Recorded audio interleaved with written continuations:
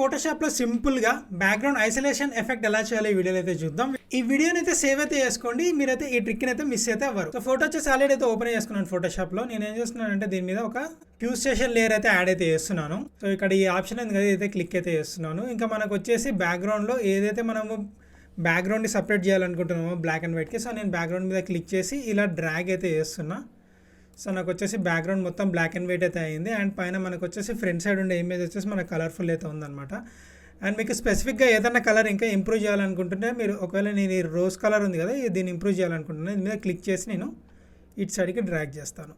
So చూసారా, మనకి మొత్తం కలర్ అయితే ఇంప్రూవ్ అయితే అయింది అండ్ బ్యాక్గ్రౌండ్ అయితే సపరేట్ అయితే అయిపోయింది. చూసారు కదా, ఇలా సింపుల్గా అయితే ఎఫెక్ట్ అయితే క్రియేట్ అయితే చేసుకోవచ్చు. అండ్ ఫ్రెండ్స్, ఇలాంటి ఇంకా మరిన్ని ఇంట్రెస్టింగ్ ఫోటోషాప్ ట్యూటోరియల్స్ కోసం తప్పకుండా మన పేజ్ని ఫాలో అయితే అవ్వండి. అండ్ అలాగే గైస్, నేను వచ్చేసి థంబ్నెయిల్ డిజైనింగ్ కూడా లాంచ్ అయితే చేశాను. సో ప్రజెంట్ అయితే ఆఫర్ అయితే నడుస్తుంది అనమాట. ఈచ్ థంబ్నెయిల్ నేను వచ్చేసి జస్ట్ 100 రూపీస్కి డిజైన్ అయితే చేస్తున్నాను. ఇంట్రెస్ట్ ఉన్న వాళ్ళు కనిపిస్తున్న వాట్సాప్ నెంబర్కి కాంటాక్ట్ అయితే అవ్వచ్చు.